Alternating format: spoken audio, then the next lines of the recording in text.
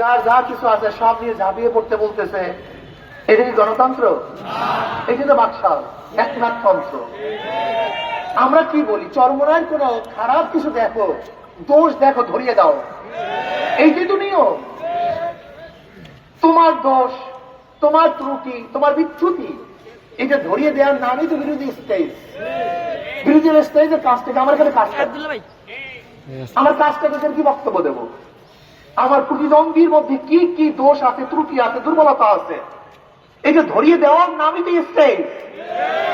যদি আপনার বিরুদ্ধে আমি না করি তাহলে আমার ভিন্ন স্টেজের লাভটা কি? আপনার স্টেজে দাঁড়ায় যায় আমি। আপনি তো রাজনীতি বুঝিনি না, সমস্যাই। এর জন্য জ্ঞানীরা বলে জ্ঞানী শত্রুও ভালো আর মূর্খ বন্ধুও ভালো না।